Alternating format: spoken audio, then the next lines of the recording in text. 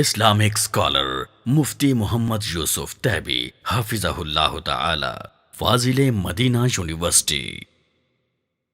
أعوذ بالله السميع العليم من الشيطان الرجيم ولا يغتب بعضكم بعضا أيحب أحدكم أن يأكل لحم أخيه ميتا فكرهتموه. کوئی شخص دوسرے کی غیبت نہ کرے. کیا تم یہ چاہتے ہو کہ تم بھائی کے میت اس کی ناش کا گوشت کھاؤ؟ اور یہ بات آپ کو کبھی بھی پسند نہیں ہوگی. محترم سامعین اور سامعات،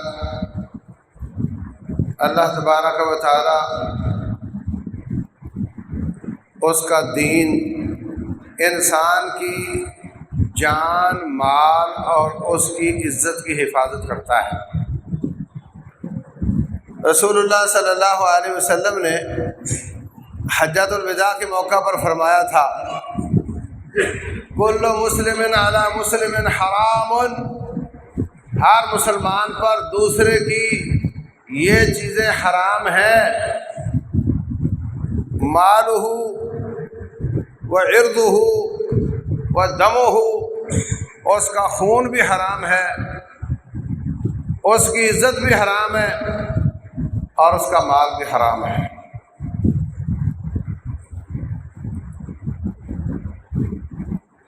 مال بھی حرام ہے، عزت بھی حرام ہے، اور خون بھی حرام ہے. اگر آپ کے بھائی کی کوئی چوری کر رہا ہو تو خاموش بیٹھو گے؟ اگر کوئی ظالم کسی مسلمان کو چھری مار رہا ہو خاموش کھڑے رہو گے؟ جتنا اس وقت آپ پر واجب ہے کہ آپ حرکت میں آؤ اور اپنے بھائی کی جان بچاؤ یا اپنے بھائی کا مال بچاؤ، اس کے برابر ہی یہ بات لازم ہے کہ اگر اس کے خلاف باتیں چل رہی ہوں تو آپ اس کا دفاع کرو. ایک ہی سطر میں تینوں چیزیں بیان ہوئی ہیں. دمہ ومالہ وعرضہ، مسلمان کا خون، مسلمان کا مال اور اس کی عزت دوسرے پر حرام ہے. یہی وجہ ہے کہ رسول اللہ صلی اللہ علیہ وسلم بھی اور ان کے ساتھی بھی اگر ان کے پاس کسی کی بے عزتی کی جاتی تو وہ اس کا دفاع کرتے تھے، اور وہ بے عزتی حقیقت کی بنیاد پر ہو یا جھوٹ کی بنیاد پر ہو، دونوں صورتوں میں اس کا دفاع کیا جاتا تھا. بعض لوگ کہتے ہیں جی یہ تو سچ ہے، میں تو سچ بول رہا ہوں، میں تو بولوں گا. ہر سچ ہر جگہ بولنے کا نہیں ہوتا. ہر سچ ہر جگہ بولنے کا نہیں ہوتا. آپ سچی بات کسی کے خلاف کرو مگر اس کے عدم موجودگی میں کرو تو غیبت ہوگی، آپ اس کا گوشت کھا رہے ہو. ساتھی پوچھتا ہے، حضرت ان کان فی اخی ما اقول، جو میں نے بات کی ہے وہ میرے بھائی میں موجود ہے، میں سچ بول رہا ہوں، تو پھر بھی گناہ ہے. آپ نے فرمایا ان کان فیہ ما تقول، اگر اس میں وہ برائی ہے جو تم بیان کر رہے ہو، فقد اغتبتہ، تب تو تو نے غیبت کی. اور اگر آپ اس میں ایسی بات بیان کر رہے ہو جو اس میں نہیں ہے، فقط بہتہ، تو تو نے بہتان باندھا. غیبت کی اور بہتان باندھا، ان دو میں سے ایک ضرور ہے. اگر آپ سچ بول رہے ہو تو غیبت ہے، اور یہ اس کا گوشت کھانے کے برابر ہے. أَيُحِبُّ أَحَدُكُمْ أَن يَأْكُلَ لَحْمَ أَخِيهِ مَيْتًا فَكَرِهْتُمُوهُ، اور اگر تم جھوٹ بول رہے ہو تو یہ بہتان ہے۔ سنن نبی داؤد میں رسول اللہ صلی اللہ علیہ وسلم فرماتے ہیں جو شخص کسی کے بارے میں ایسی بات کرتا ہے جو اس میں نہیں ہے، اسکنہ اللہ فی ردغۃ الخبال، اللہ اس کو جہنم میں وہ جگہ عطا کرے گا جہاں سارے جہنمیوں کا خون اور پیپ بہہ کر آ رہا ہوگا، خون اور پیپ کی نہروں میں رہے گا۔ اور اگر اس میں وہ ہے، سچ بول رہا ہے، تو پھر وہ غیبت کر رہا ہے، گوشت کھا رہا ہے اس کا۔ اور جتنا مجرم وہ ہے اتنا مجرم اس کی بات کو آگے پہنچانے والا ہے، اور اس کے قریب قریب ہی وہ مجرم ہے جو ٹھنڈے پیٹوں اس کو برداشت کر رہا ہے، جس کے سامنے باتیں کی جا رہی ہیں اور وہ چپ ہے۔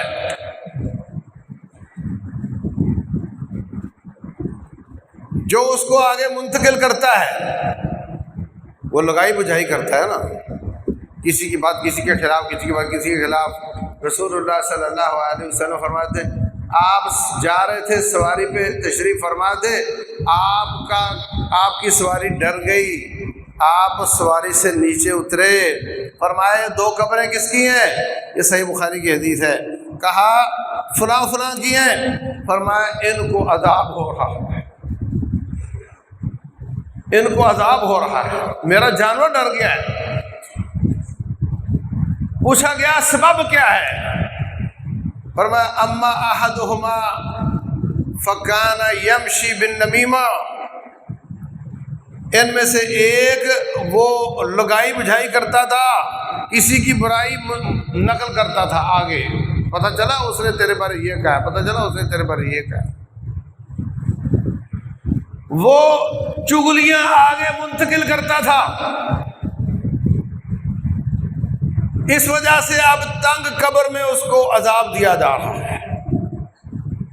اور دوسرا اپنے پیشاب سے بچتا نہیں تھا، اس وجہ سے اس کو عذاب دیا جا رہا ہے۔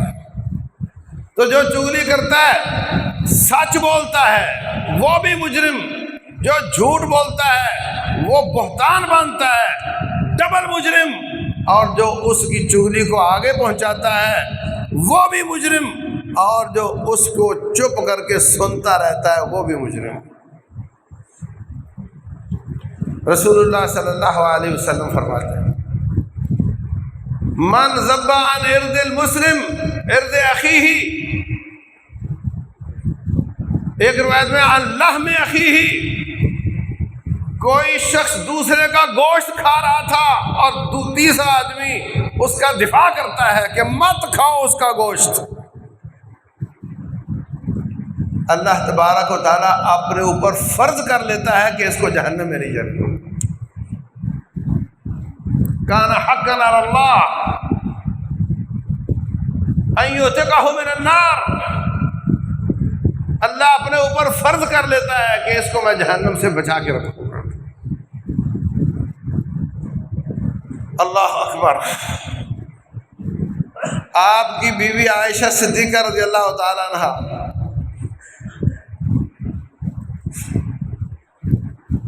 صفیہ بنت حیی، یہ بھی آپ کی بیوی ہماری ماں ہے، ان کا قد تھوڑا چھوٹا تھا، تو کہنے لگی یہ ٹھگنی سی ہے، اتنی سی بات کی، آپ نے فوراً ٹوکا کہ تو اس کی برائی کر رہی ہے۔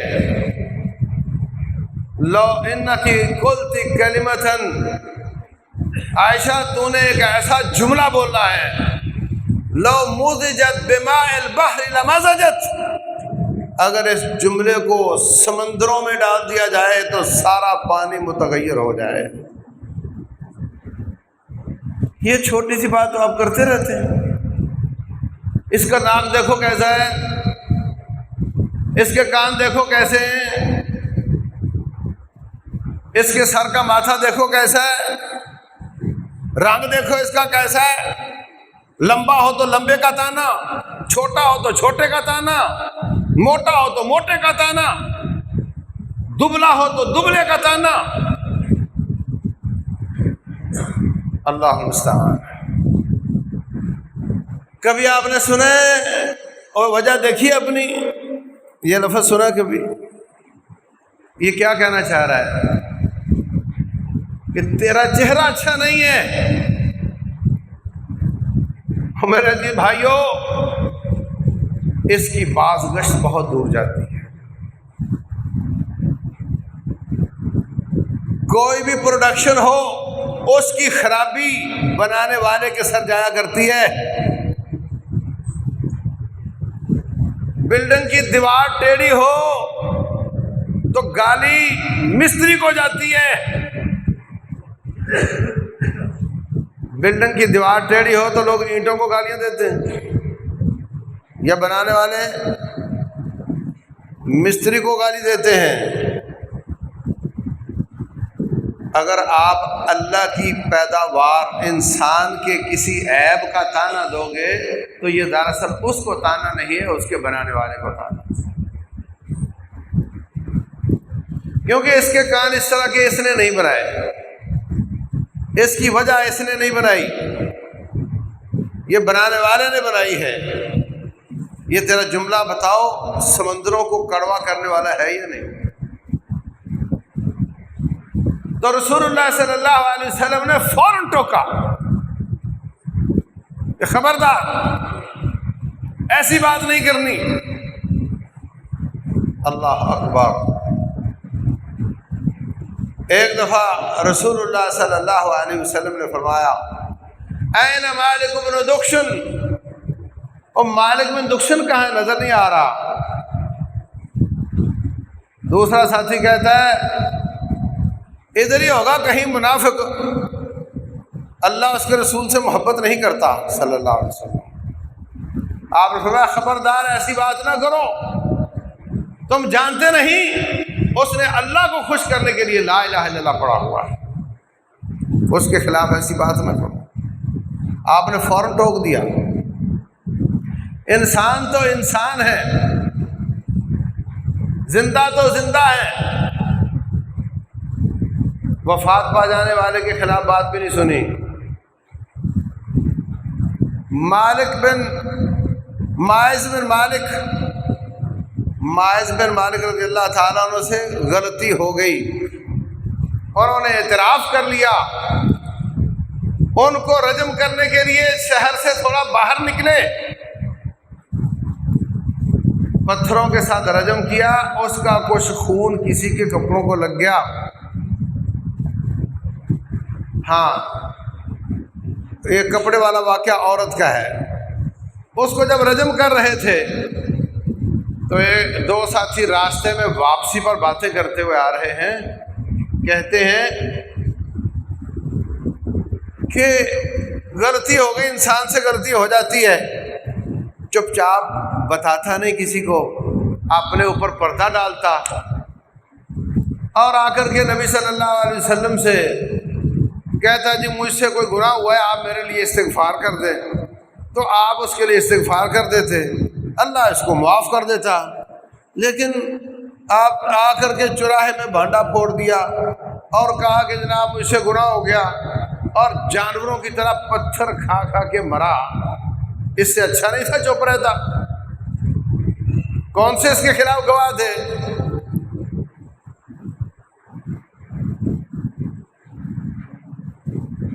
دو بھائی باتیں کر رہے، راستے میں نبی صلی اللہ علیہ وسلم نے سن لی۔ راستے میں ایک گدھا مرا ہوا پڑا تھا، فرمایا فلاں فلاں کو بلاؤ، سواریوں سے اترو، گدھے کا گوشت کھاؤ۔ کہنے لگے حضرت یہ تو ویسے بھی حرام ہے اور ویسے بھی مردار ہے، یہ تو آپ کے فرمان کے مطابق حرام ہے۔ فرمایا یہ حرام تو تمہیں نظر آتا ہے، تو تم میرے ماعز بن مالک کے خلاف باتیں کر رہے تھے، وہ ٹھیک تھا، اس کا گوشت کھا رہے تھے، وہ درست تھا، تم اس کے بارے میں باتیں کر رہے تھے۔ وَإِنَّهُ لَفِي أَنْهَارِ الْجَنَّةِ يَنْغَمِسُ فِيهَا، وہ تو ادھر سے روح نکلی اور اللہ کی جنت کی نہروں میں تیراکی کر رہا ہے، تم اس کے بارے میں باتیں کر رہے ہو۔ اس سے بڑی بات کیا ہے کہ ایک گناہ کی یقینی توبہ کے لیے اس نے اپنی جان کو پیش کر دیا۔ ایک عورت سے غلطی ہو گئی، آ گئی، اعتراف کیا، آپ نے فرمایا بچہ جننے کے بعد آنا، پھر آ گئی، فرمایا بچے کو دودھ چھڑوا کر آنا، اب سال دو تو لگ ہی گئے ہوں گے نا، اس کا زخم تازہ ہے، اس کو اپنا جرم بھولا نہیں، اسی طرح تازہ ہے۔ پھر آ گئی، آپ نے اس کو رجم کر دیا، پتھر لگے تو خون نکلا تو کسی کے کپڑوں کو لگ گیا، کہنے لگے جاتے جاتے گندی عورت مجھے بھی گندا کر گئی ہے۔ رسول اللہ صلی اللہ علیہ وسلم نے فوراً ٹوکا، مت کرو اس کے خلاف باتیں، لَقَدْ تَابَتْ تَوْبَةً لَوْ قُسِمَتْ عَلَىٰ 70 مِنْ أَهْلِ الْمَدِينَةِ لَوَسِعَتْهُمْ، اس نے تو ایسی پکی سچی توبہ کی ہے اگر مدینہ کے 70 گناہگاروں پہ تقسیم کر دی جائے تو سب کے لیے کافی ہوگا۔ تو رسول اللہ صلی اللہ علیہ وسلم عزتوں کی حفاظت کرتے ہیں، مرنے والوں کی عزتوں کی بھی حفاظت کرتے ہیں، زندوں کی عزتوں کی بھی حفاظت کرتے ہیں، اور جو ایک دوسرے کے خلاف بولے آپ فوراً اس کو ٹوک دیتے ہیں۔ آپ ایسا جرم جس طرح کسی کی جان پر زیادتی ہو رہی ہو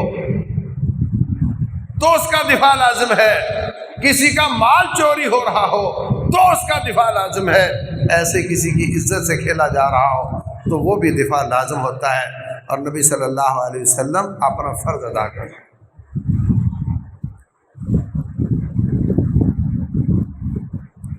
بڑے بڑے پکڑے جائیں گے، اپنی حالت خراب ہے، اگر چغلی کرنے میں نہ پکڑے گئے تو چپ رہنے میں تو بڑے پکڑے جائیں گے، اپنا حال بہت خراب ہے۔ حضرت کعب بن مالک رضی اللہ تعالی عنہ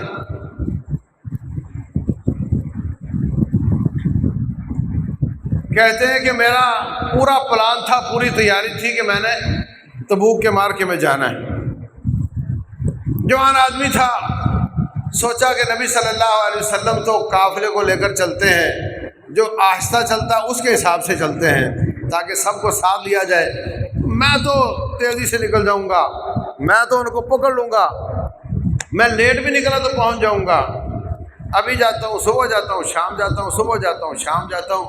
شیطان نے لیٹ کروا دیا، پھر دل میں آیا کہ اب تو میں ان کو نہیں پہنچ سکتا،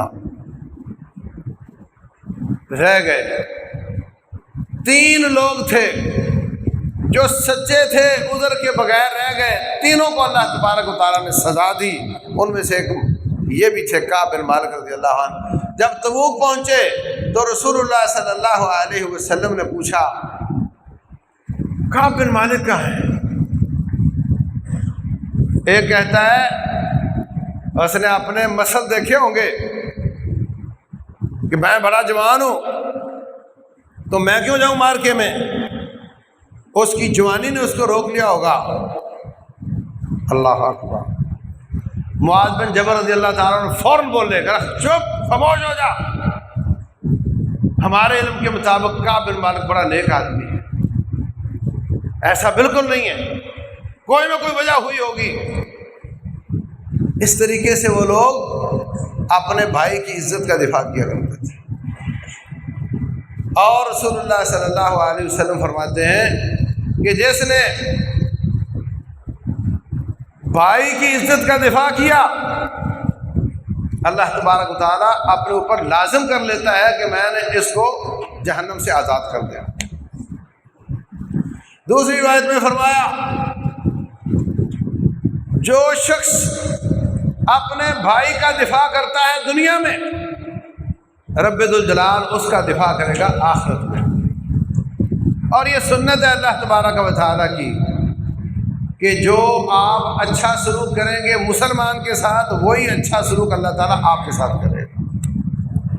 من ستر مسلما سترہ اللہ یوم القیامہ، جو مسلمان کی پردہ پوشی کرتا ہے اللہ تعالیٰ اس کی پردہ پوشی کرے گا۔ من فرج مسلم کربۃ من کرب الدنیا فرج اللہ عنہ کربۃ من کرب یوم القیامہ، جو دنیا کی مصیبت مسلمان کی رفع کرتا ہے اللہ آخرت کی تکلیف اس کی رفع کرے گا۔ من کان فی عون اخیہ کان اللہ فی عونہ، جو شخص اپنے بھائی کی مدد کرتا ہے رب ذوالجلال اس کی مدد کرتا ہے۔ جو اچھا سلوک آپ اپنے بھائی کے ساتھ کرو گے، رب ذوالجلال چونکہ رب سے تعلق ایمان کا ہے، یہ اللہ کا بندہ ہے، اللہ اس کی جزا آپ کو خود دے گا۔ اور جو مسلمان کے ساتھ دھوکہ دہی کا، فراڈ کا، مذاق کا، برا کام کرے گا، بدسلوکی کرے گا، اللہ تبارک و تعالیٰ اس کا جواب دے گا۔ وہ بندہ دے یا نہ دے، اللہ اس کے جواب میں ویسا ہی سلوک آپ کے ساتھ کرے گا۔ یخادعون اللہ وہو خادعہم، یخادعون اللہ والذین آمنوا، وہ مومنوں کو دھوکہ دیتے ہیں، اللہ تبارک و تعالیٰ ان کو دیتا ہے۔ تو اس لیے مسلمان کی عزت کا دفاع لازم ہے۔ اس کے خلاف باتیں ہو رہی ہوں، سچی ہوں یا جھوٹی ہوں، یہ مقام اس کا نہیں ہے کہ ہم اس کو سچا جھوٹا ثابت کریں۔ سچا جھوٹا ثابت کرنے کی جگہ عدالتیں ہیں، وہاں پہ وہ اپنے دلائل دے، وہ اپنے دلائل دے۔ جو سچا ہو سچا ہو جائے، جھوٹا جھوٹا ہو جائے۔ اگر عدالتیں کام ٹھیک سے نہیں کر رہی تو رب کی عدالت لگنے والی ہے۔ ہمیں کیا پڑی ہے کہ ان کے جرم اپنے سر پر لیں؟ ہمارے حکمران بڑے گناہ گار ہیں، ہم بھی بڑے گناہ گار ہیں، بڑے کرپٹ ہیں، بڑے غلط ہیں، لیکن ان کے گناہوں کو اٹھانے والے بھی تو کروڑوں میں ہیں نا۔ بانٹ لیں گے، گناہ بھی بہت ہوں گے، بانٹنے والے بھی بہت ہیں، جو روزانہ فیس بک پر، واٹس ایپ پر، یوٹیوب پر بیٹھ کر ان کی برائیاں کرتے ہیں۔ بانٹ لیں گے۔ مجھے لگ رہا ہے کہ یہ پھنس جائیں گے اور وہ بچ جائیں گے، جو صورتحال اس وقت بنی ہوئی ہے۔ اور اللہ معاف کرے، عزتوں کی دھجیاں بکھر رہی ہیں، دفاع کرنا تو دور کی بات ہے، بہت بری حالت ہے۔ رسول اللہ صلی اللہ علیہ وسلم فرماتے ہیں المسلم اخو المسلم، مسلمان مسلمان کا بھائی ہے، لا یظلمہ، وہ اس پہ ظلم نہیں کرتا، ولا یخذلہ، اس کو بے یار و مددگار نہیں چھوڑتا، اس کا تعاون کرتا ہے، ولا یسلمہ، اس کو کافروں کے سپرد نہیں کرتا۔ دوسرے مقام پر فرمایا ولا تحسسوا ولا تجسسوا ولا یغتب بعضکم بعضا، کوئی کسی کی برائیوں کا پیچھا نہ کرے، کوئی کسی کی جاسوسی نہ کرے،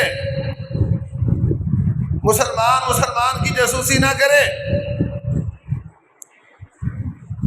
انک اذا اتبعت عورات المسلمین افسدتہم،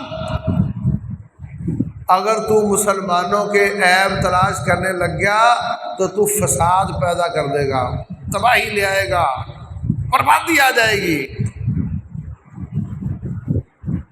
ولا تحسسوا ولا تجسسوا، تجسسوا اللہ تبارک و تعالی سورہ حجرات میں ولا تجسسوا، جاسوسی نہ کرو، اللہ فرماتے ہیں وَلَا يَغْتَبْ بَعْضُكُمْ بَعْضًا، کوئی کسی کی غیبت نہ کرے۔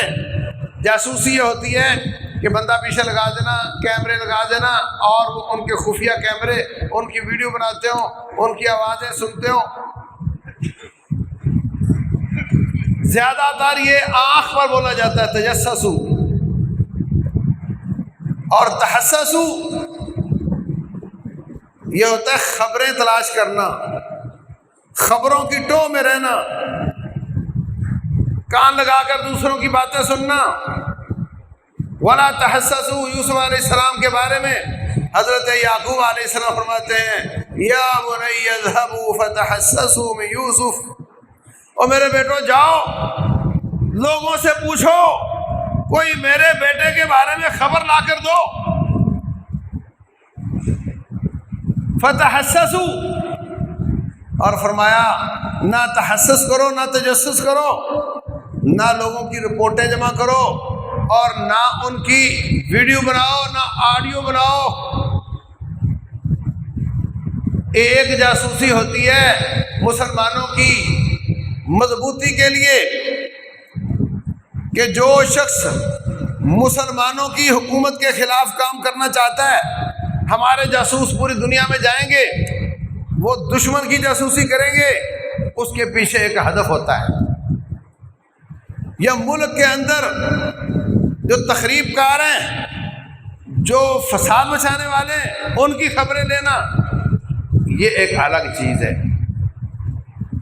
اور دوسری چیز یہ ہے کہ دوسرے کو نیچا دکھانے کے لیے، دوسرے کی عزت سے کھیلنے کے لیے، دوسرے کو بے وقار کرنے کے لیے، دوسرے کو ذلیل کرنے کے لیے، اس کو زج کرنے کے لیے، اس کو ہار دلانے کے لیے، اس کو بلیک میل کرنے کے لیے اس کی جاسوسی کرنا، یہ ایسا فعل ہے۔ رسول اللہ صلی اللہ علیہ وسلم فرماتے ہیں جو کسی کی بات سنتا ہے جبکہ وہ اس کو سنانا نہیں چاہتا، وہ اس سے بچ کر بات کرنا چاہ رہا ہے اور یہ کان لگا کر سنتا ہے، اللہ قیامت والے دن سیسا پہ گلا کر اس کے کانوں میں ڈالے گا۔ اور فرمایا جس نے مسلمانوں کے عیب تلاش کیے اس نے اس معاشرے کو تباہ کر دیا۔ انک اذا اتبعت عورات الناس افسدتهم او کدت ان تفسدهم۔ کیا ہو رہا ہے اس وقت؟ یہ اس کی آڈیو لیک ہے، یہ اس کی آڈیو لیک ہے، یہ اس کی ویڈیو لیک ہے، یہ اس کے، یہ سینیٹر کے ویڈیو بنا کر کے اس کی بیٹی کو دکھا دی گئی ہے،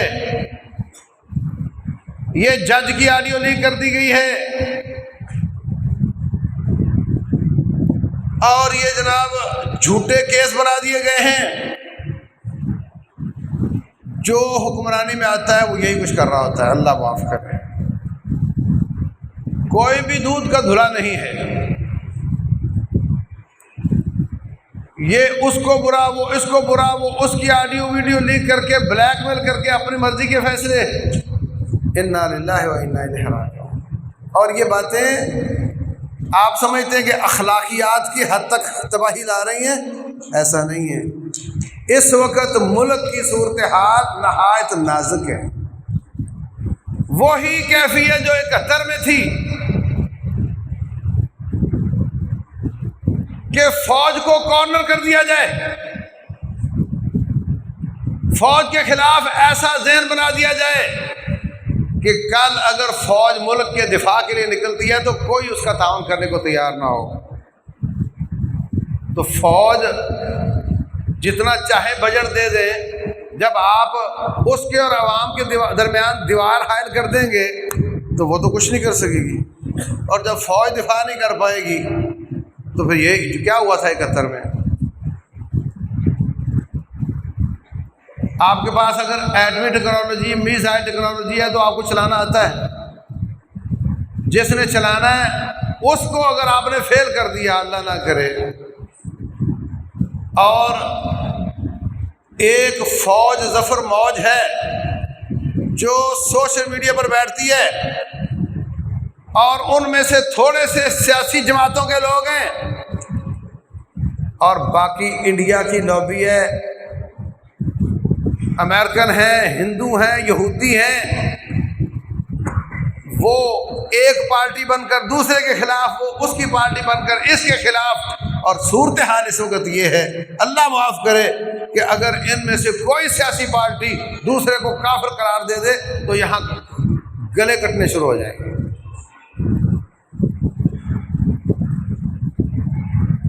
اور اللہ نہ کرے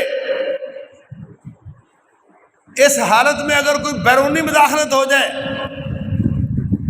تو عوام کو بالکل فوج کو مجرم بنا کر پیش کر دیا گیا ہے. دودھ کا دھلا کوئی نہیں، نہ فوج، نہ سیاسی پارٹیاں، نہ اسٹیبلشمنٹ کے اور لوگ. اور یہ جرم جو اچھالے جا رہے ہیں یہ آج کے نہیں، 10 سال پرانے نہیں، 20 سال پرانے نہیں.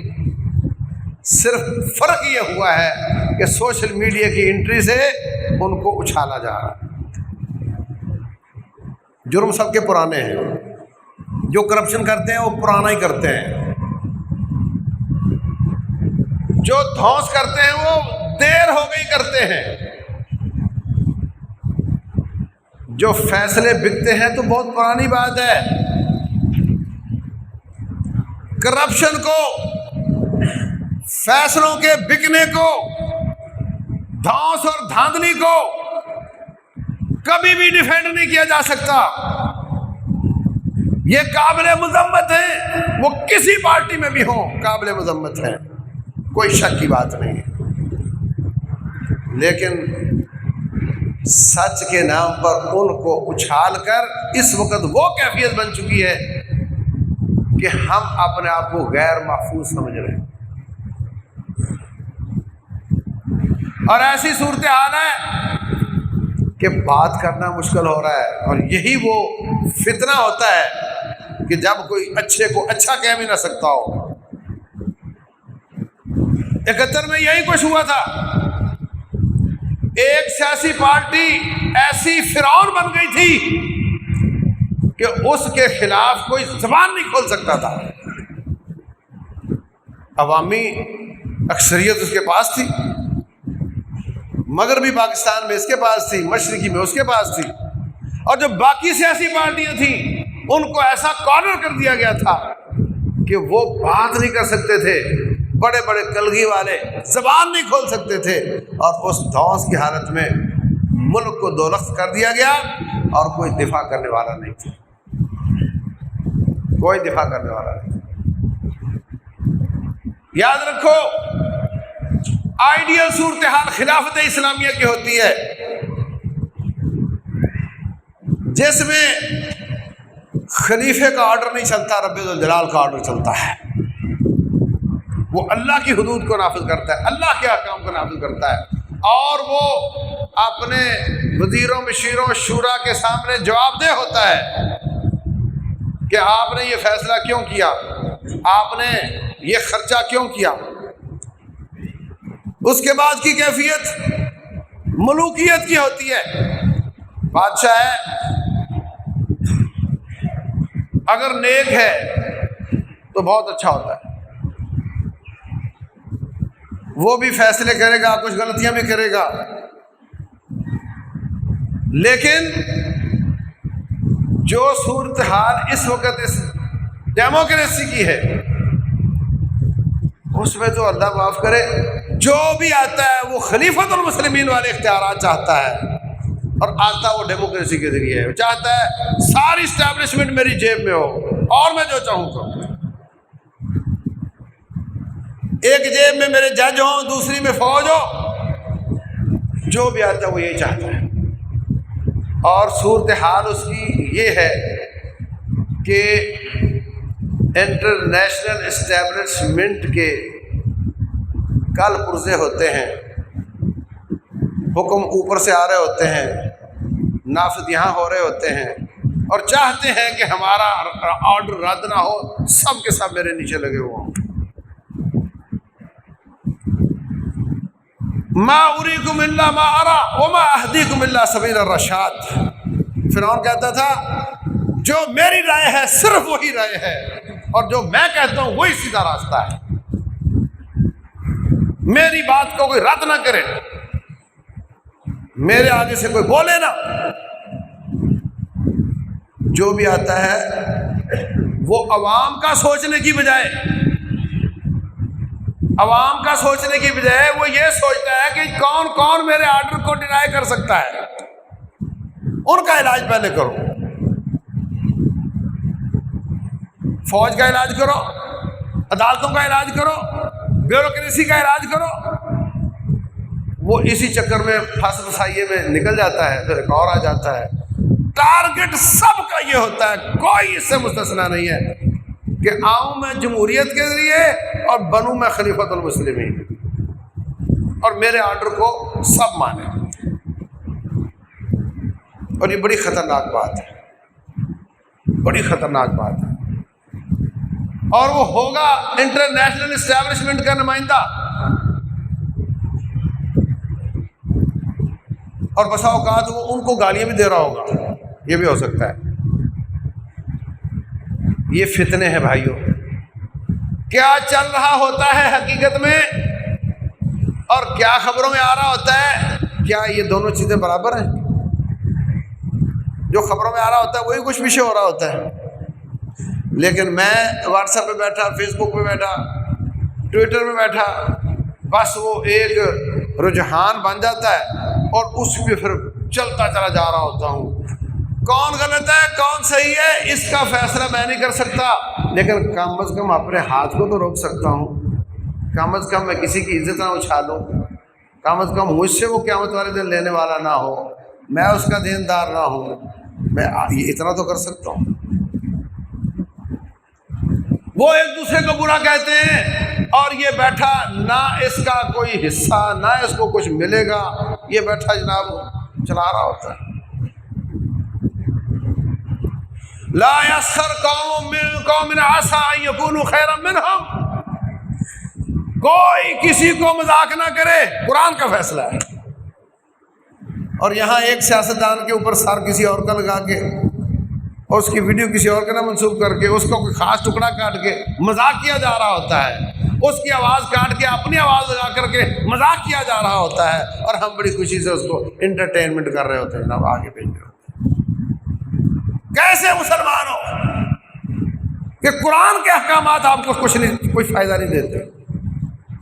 قرآن کہتا ہے لا یغتب، کوئی غیبت نہ کرے، ہم کرتے ہیں. قرآن کہتا ہے لا یسخر، کوئی کسی کو مذاق نہ کرے، ہم کرتے ہیں. قرآن کہتا ہے جاسوسی نہ کرو، ہم کرتے ہیں. اور کسی نے کر لی، اس نے لیک کر دی، اس کو فارورڈ کس نے کیا، وائرل کس نے کیا؟ وہ آپ نے کیا ہے. پکڑے جاؤ گے. یہ حالات فزیکلی قطر میں آئے تھے اور میڈیا کے اعتبار سے آج دوبارہ آئے ہیں، جو شدید نازک موڑ ہے اور شدید فتنے کا زمانہ ہے. اور اس میں بچے گا وہ جو اپنے کان، ہاتھ، آنکھ کو روک کے رکھے. یہ اللہ تبارک و تعالیٰ کے احکام ہیں. سارے مسلمان ہیں، فوجی بھی مسلمان ہیں، سیاسی بھی مسلمان ہیں، عدالتیں بھی مسلمان ہیں. رب کہتا ہے مسلمان کی عزت کا دفاع کرو، یا تو ان کو سب کو کافر قرار دو نا، یا ان کا دفاع کرو. تو میرے عزیز بھائیوں،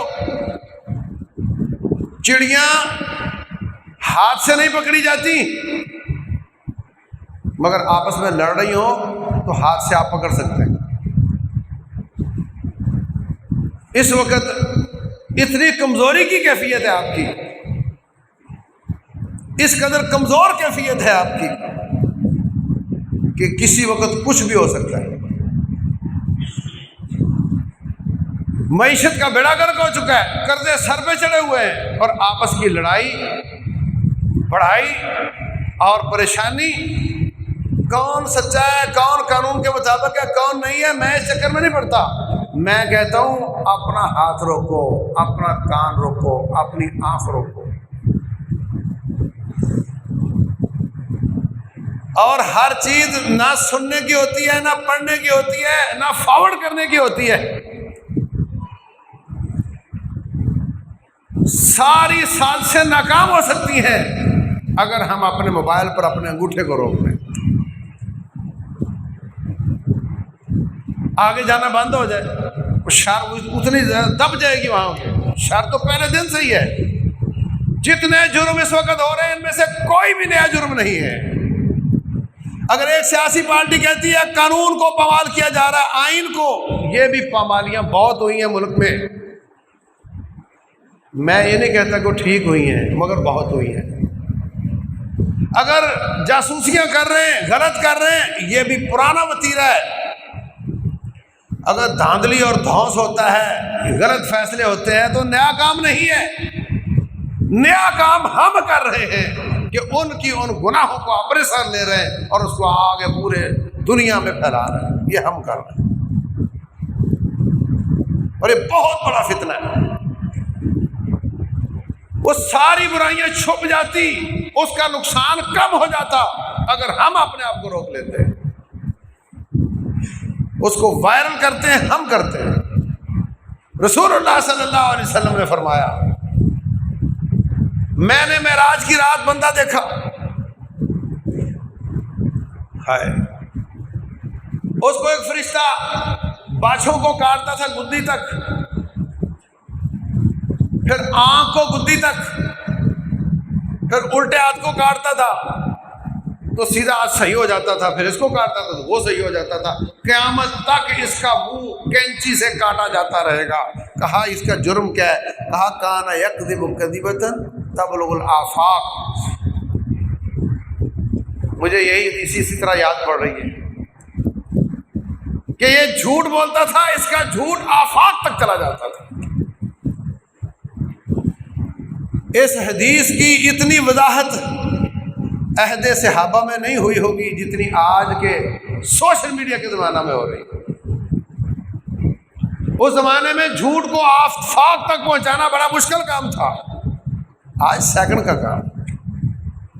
جھوٹ بولتا تھا، آفاق تک جاتا تھا۔ تو میرے عزیز بھائیوں، اپنے گناہ کم ہے کہ دوسروں کے اٹھا رہے ہو؟ اپنے اعمال کا جواب دے لو گے کہ دوسروں کا دینے لگ گئے ہو؟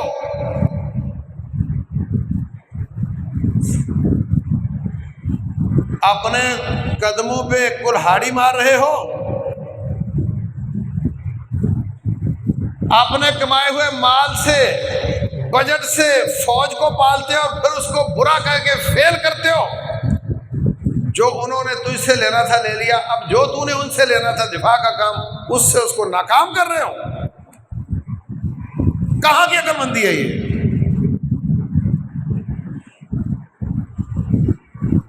فوج ہم نے بنا لی، ہمارے بھانجے بتیجے ہی ہیں نا، آسمان سے تو نہیں آئے،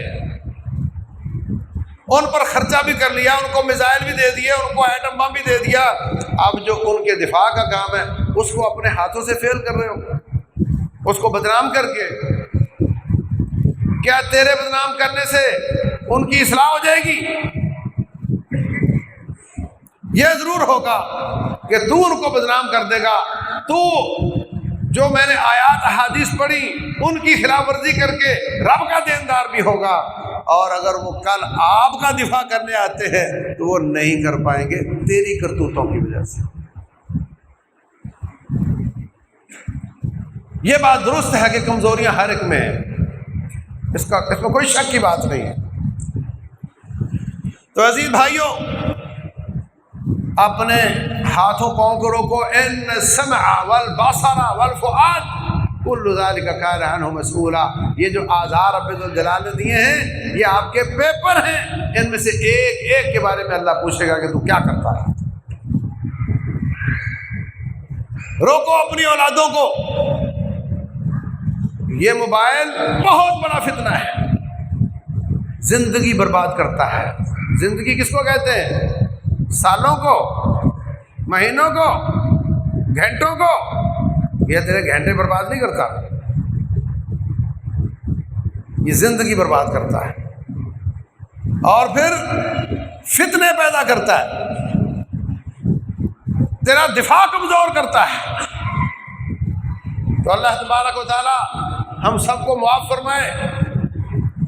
اپنے ہاتھوں کو روکو، اپنی اولادوں کی اصلاح کرو اور اپنے گناہوں سے توبہ کرو اور دوسروں کے گناہ اٹھانے کی کوشش نہ کرو۔ اللہ تبارک و تعالی سمجھنے کی توفیق دے، عمل کرنے کی توفیق دے۔ واللہ اعلم، وصلی اللہ وسلم وبارک علی نبینا محمد۔